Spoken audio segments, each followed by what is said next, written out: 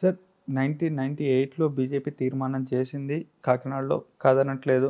బీహార్, జార్ఖండ్ కానీ, ఉత్తరాఖండ్, హిమాచల్ కానియండి, లేకుంటే మిగతా రాష్ట్రాలు గానీ సస్యశ్యామలంగా విడగొట్టారు.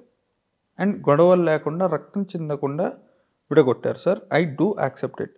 బట్ సీరియల్ రెడ్‌క్లిఫ్ అనే వ్యక్తి మీకు ఐడియా ఉన్నాడా సార్? ఎవరండి? Cyril Radcliffe. ఇండియాని, పాకిస్తాన్‌ని డివైడ్ చేసిన అతను. ఓకే. ఇండియాని, పాకిస్తాన్ డివైడ్ చేసిన అతని పేరు సీరియల్ రెడ్‌క్లిఫ్. అందుకే ఆ రెడ్ లైన్ అని అంటారు దాన్ని. అతని ఇంటి పేరు రెడ్.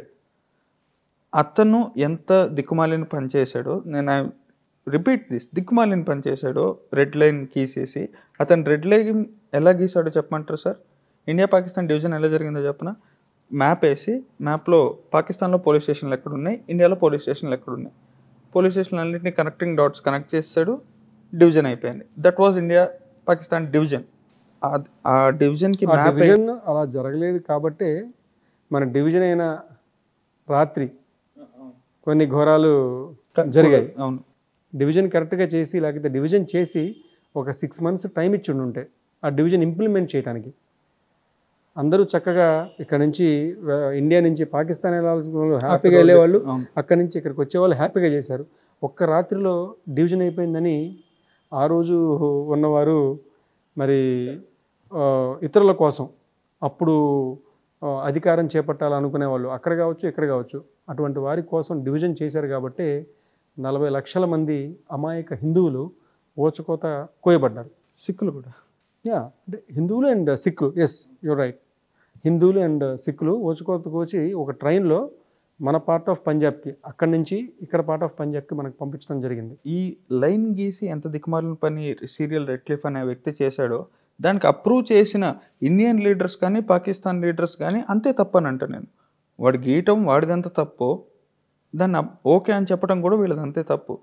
సార్, అంత పాశవికంగా స్టేట్ డివైడ్ అవుతున్నప్పుడు అట్లీస్ట్ పార్లమెంట్లో, సరే వాళ్ళంటే కెమెరాలు అన్నీ బంద్ చేసి వాళ్ళకి నచ్చింది వాళ్ళు చేశారులే, కానీ అట్లీస్ట్ మీరైనా, బీజేపీ వాళ్ళైనా, సుష్మా స్వరాజ్ గారు కానివ్వండి, సుష్మా స్వరాజ్ గారు షీ వాజ్ మెయిన్ పర్సన్.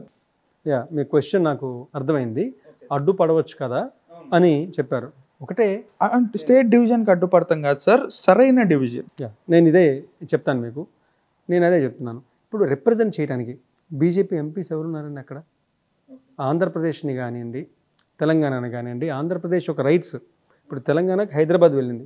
మీరు అడిగే ప్రశ్న ఆంధ్రప్రదేశ్ రైట్స్ రిప్రజెంట్ చేయడానికి ఆ రోజున 2014 ఫిబ్రవరిలో ఆంధ్రప్రదేశ్ నుంచి బీజేపీ ఎంపీ ఎవరండి? అంటే డివైడ్ అయిన ఆంధ్రప్రదేశ్, కొత్త ఆంధ్రప్రదేశ్ నుంచి ఎవరైనా ఉన్నారా బీజేపీ నుంచి?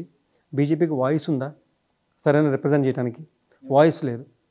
ఇప్పుడు బీజేపీ నార్మల్గా ఇలాగా డివిజన్కి అనుకూలము, అది ఎప్పటి నుంచో అనుకూలము కాబట్టి అలా డివైడ్ అయింది. దీంట్లో నేను ఒప్పుకుంటాను, బీజేపీ కూడా సపోర్ట్ చేసింది, డివిజన్కి సపోర్ట్ చేసింది. కానీ బీజేపీ ఏ రోజున కూడా ఆంధ్రప్రదేశ్ డెవలప్ కాకూడదు, ఆంధ్రప్రదేశ్కి సరైన రైట్స్ రాకూడదు అనేది ఎప్పుడు బీజేపీ అది సపోర్ట్ చేయదు. బీజేపీ ఇప్పుడు చాలామంది, మీరు స్పెషల్ స్టేటస్ గురించి కానివ్వండి, పోలవరం గురించి కానివ్వండి అడిగితే డెఫినెట్గా I will talk about it and I will tell what is the reality. Okay, so మీరు మీడియా ప్రభావం చూసి ఆంధ్రప్రదేశ్లో అట్లీస్ట్ ప్రజలు చాలామంది కూడా ఆ మీడియాకి లేకపోతే ఈ మీడియాకి లోనయ్యి మీడియా ప్రభావంతో బీజేపీ అన్యాయం చేస్తుంది. సరే, ఇప్పుడు బీజేపీ అధికారంలో ఉంది కదా, ఇప్పుడు ఇంప్లిమెంట్ చేయొచ్చు కదా, ఏమి ఇచ్చింది ఆంధ్రప్రదేశ్? అది కూడా కాదు సార్, మీరు ఇంప్లిమెంట్ చేయండి చేయకపోండి, అది స్టేట్ గవర్నమెంట్కి సెంట్రల్ గవర్నమెంట్కి ఉన్న పంచాయతీలు. ఇప్పుడు మీరు అన్నారు సార్, మీ నోటితో మీరే అన్నారు, ఐదర్ ఈ మీడియా లేకపోతే ఈ మీడియా నమ్మి మేమేం చేస్తున్నామో ఎవరికి తెలియట్లేదని. సార్, వరల్డ్స్లో రిచెస్ట్ పొలిటికల్ పార్టీ మీరే, వరల్డ్స్లో హయ్యెస్ట్ నంబర్ ఆఫ్ సభ్యత్వాలు ఉన్న పార్టీ మీదే, సమస్తం మీరే. వరల్డ్ స్టాటిస్టిక్స్ తీసుకుంటే బీజేపీ టాప్ 3లో అన్నిట్లలో ఉంటుంది. ఒక దాంట్లో కొంచెం నంబర్ తగ్గిన టాప్ 3 భారతదేశంలో స్టాట్స్ తీసుకుంటే. ఆంధ్రప్రదేశ్లో కూడా ఒకరోజు వస్తుంది. ఓకే, ఆంధ్రప్రదేశ్లో కూడా Bharatiya Janata party top party అవుతుంది. ఈరోజు కాకపోవచ్చు, ఒకరోజు అవుతుంది. ఆంధ్రప్రదేశ్లో ఈరోజు బీజేపీ టాప్ పార్టీ కాదు, ఈరోజు హైయెస్ట్ సభ్యత్వం మాకు లేదు. సార్ అసలు ఇవంతా కాదు సార్, నేను ఓపెన్గా అడుగుతున్నా, అసలు మీకు ఎందుకు వేయాలి సార్ బీజేపీకి ఓటు ఎవరైనా కూడా? నేను చెప్తానండి.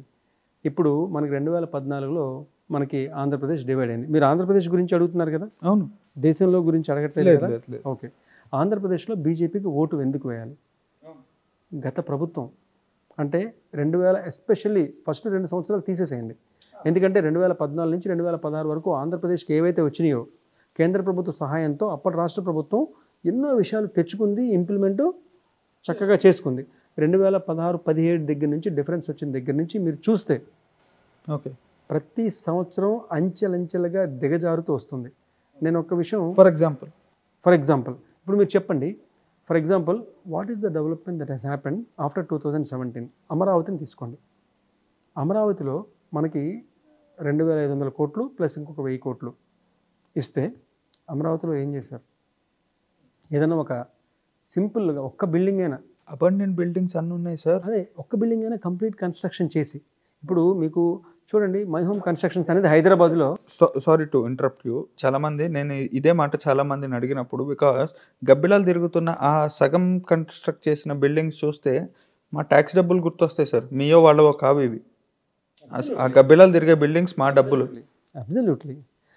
ఏమండి, ఇదే చెప్తున్నాను నేను.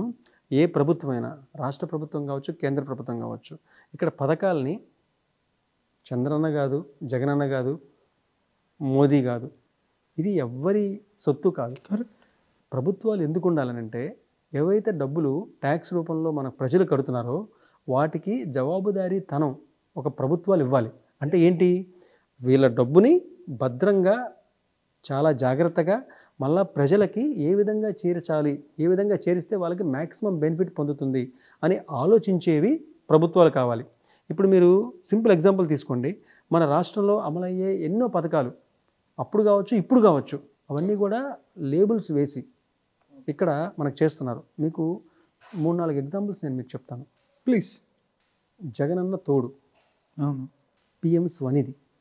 ఓకే, పిఎం స్వనిధి అనే పథకాన్ని స్టిక్కర్ వేసి జగనన్న తోడు అని చెప్తున్నారు. ఇప్పుడు మీకు అంగన్వాడీల్లో పౌష్టికాహారం మామూలుగా గర్భిణీ స్త్రీలకు పెడతారు.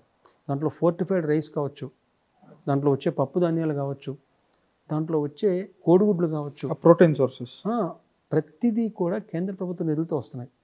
బాలింతలు వాళ్ళకి బిడ్డలకి మనకి అమృతం అని చెప్పి, బాలామృతం అని చెప్పి మీకు ఇస్తారు. ఆ బాలామృతం ఇచ్చేది కూడా కేంద్ర ప్రభుత్వమే. ఓకే, అంటే అంగన్వాడీలు.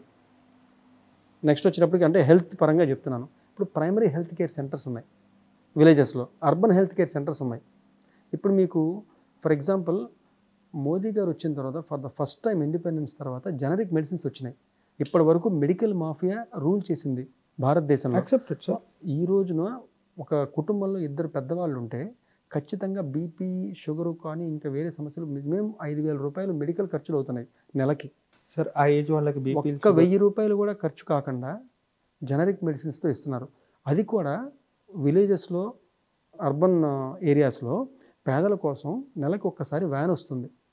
ఆ వ్యాన్లో టెస్టులు, ఆ జనరిక్ మెడిసిన్స్ కూడా ఫ్రీగా అందజేస్తున్నారు నరేంద్ర మోదీ గారు. ఈ పథకాలన్నీ కూడా హెల్త్ కావచ్చు, ఎడ్యుకేషన్లో ఈ రోజున నాడు నేడు అంటున్నారు.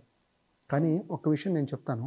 ఈ రోజున మీరు స్కూల్కి వెళ్తే పిల్లలకి యూనిఫామ్స్ కావచ్చు, లేకపోతే షూస్ కావచ్చు, బ్యాగ్, బుక్స్, ఇవన్నీ కూడా మెజారిటీ ఫండింగ్ సెంట్రల్ గవర్నమెంట్ నుంచి వస్తుంది. కానీ వేసే స్టిక్కర్ వేరే ఉంటుంది. ఓకే, మీకు విలేజ్లో రోడ్స్, పంచాయత్ ఫండ్స్. మీరు భరత్ అని నేను సినిమా చూస్తే దాంట్లో మహేష్ బాబు ఒక స్టేట్ బడ్జెట్ ఎంత ఉంది, దాంట్లో 50% బడ్జెట్ నేను డైరెక్ట్గా విలేజెస్కి ఇస్తాను, మనకి వికేంద్రీకరణ జరగాలి, అభివృద్ధి అంటే గవర్నెన్స్ వికేంద్రీకరణ జరగాలి, మీరు వాళ్ళని ఎంపవర్ చేయాలి, పంచాయత్స్ని, మున్సిపల్ కార్పొరేషన్స్ని, మున్సిపాలిటీస్ని ఎంపవర్ చేయాలి అని చెప్తారు. నరేంద్ర మోదీ 2014 నుంచి చేసేది అదే కదా. ఓకే, నరేంద్ర మోదీ ఇప్పుడు మనం భరత్ అని నేను సినిమా కాదు, నిజంగా జరుగుతుంది అది.